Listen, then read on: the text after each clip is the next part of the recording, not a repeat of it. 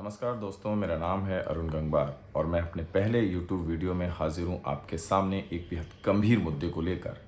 ED यानी enforcement directorate, ED यानी प्रवर्तन निदेशालय, ईडी को लेकर विपक्षी दल इतना परेशान क्यों है? ईडी में ऐसा क्या खास है कि विपक्षी दलों को नहीं आ रहा रास है? क्योंकि ईडी को लेकर विपक्षी दल बहुत परेशान है।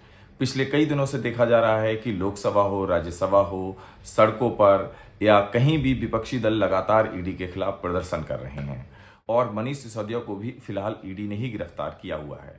तो ऐसे में सवाल ये उठता है कि ईडी के निशाने पर कितने विपक्षी नेता हैं और जो हैं विपक्षी नेता ईडी के निशाने पर वो क्यों हैं? इस सबसे जरूरी ये जानना भी है कि यूपीए सरकार के कार्यकाल में ईडी ने कितने नेताओं को पकड़ा, कितने नेताओं पर कार्रवाई हुई, उसमें विपक्ष के तो कुल कितने नेता थे, यानी विपक्षी दलों के कुल कितने नेता थे जिनको ईडी ने यूपीए सरकार में गिरफ्तार किया, उन पर कार्रवाई की, और कितने नेता हैं जिनको बीजेपी की सरकार में कार्रवाई की गई, गिरफ्तार किया गया। तो हम आपको कुछ आंकड़े बताते हैं। बड़े दिलचस्प आंकड़े हैं जिन्हें सुनने के बाद आप निश्चित तौर पर चौंक जाएंगे। पिछले 18 सालों में ईडी ने 147 नेताओं पर कार्रवाई की है, जिनमें से 85% नेता विपक्षी दलों के हैं। ये आंकड़ा तो हुआ पिछले 18 साल का। अब बताते हैं मोदी सरकार के 8 साल का आंकड़ा। जी हां, मोदी सरकार के 8 साल में 121 नेताओं पर ईडी ने कार्रवाई की है और जिनमें से 115 नेता विपक्षी दलों के हैं। और यही वजह है जिसकी वजह से तमाम विपक्षी दल, चाहे वो नीतीश कुमार की पार्टी हो, चाहे वो तेजस्वी यादव की पार्टी हो, चाहे वो अखिलेश यादव की समाजवादी पार्टी हो, चाहे कांग्रेस हो, चाहे उद्धव ठाकरे की पार्टी हो महाराष्ट्र में, पूरे देश भर में जो रीजनल पार्टियां हैं, तमाम विपक्षी दल हैं, वो सारे एक सुर में कह रहे हैं कि सरकार सीबीआई, ईडी और इनकम टैक्स का गलत इस्तेमाल कर रही है, जिसमें सबसे ज्यादा इस्तेमाल ईडी का हो रहा है।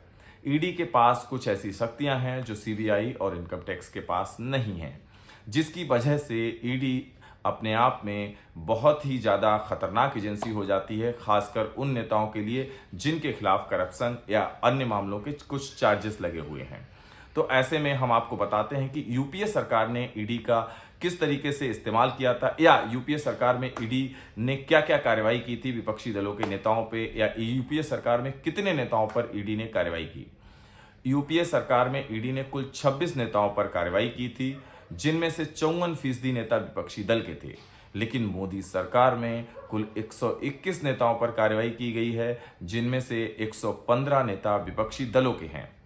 अब आपको बताते हैं सेगमेंट में सबसे महत्वपूर्ण चीज कि ईडी के पास ऐसी कौन सी 3 चीजें हैं जो सीबीआई के पास नहीं है, इनकम टैक्स डिपार्टमेंट के पास नहीं है, और जिनकी वजह से ईडी से पूरा विपक्ष घबराया हुआ है, विपक्षी खेमे में हड़कंप मचा हुआ है। क्योंकि 2024 के पहले जिस तरीके से ईडी कार्रवाई कर रही है, सवाल उठता है क्या विपक्ष बचेगा? तो ऐसे में हम आपको बता दें कि ईडी को किसी को भी गिरफ्तार करने के लिए किसी की अनुमति लेने की जरूरत नहीं होती है। ईडी किसी की भी प्रॉपर्टी को सीज कर सकती है। उसके अलावा सबसे इंपॉर्टेंट बात यह होती है कि ईडी के अधिकारी के सामने दिया गया बयान कोर्ट में मान्य होता है, जो कि सीबीआई या आईटी या इनकम टैक्स डिपार्टमेंट के सामने दिया गया बयान कोर्ट में मान्य नहीं होता है। ऐसे में सवाल यही उठता है कि ईडी के पास इतनी जबरदस्त शक्तियां हैं जिनकी वजह से कहीं ना कहीं विपक्ष घबराया हुआ है, और इन्हीं शक्तियों की वजह से ईडी अपने आप में बहुत पावरफुल एजेंसी बनकर उभर रही है। और ईडी को जिस तरीके से ईडी जांच की अनुमति दी गई है, और इस मोदी सरकार में जिस तरीके से ईडी कार्रवाई कर रही है, 121 विपक्षी नेताओं पर अब तक कार्रवाई कर चुकी है, उसी कारण से अब विपक्षी दल परेशान हैं और साफ साफ ये कह रहे हैं कि मोदी सरकार ईडी का गलत इस्तेमाल कर रही है। अब आप सोचिए, कमेंट में हमें लिखिए और बताइए कि क्या मोदी सरकार ईडी का गलत इस्तेमाल कर रही है या नेता ही करप्ट है। फिलहाल के लिए इतना ही। हमारे चैनल को देखते रहिए, सब्सक्राइब कीजिए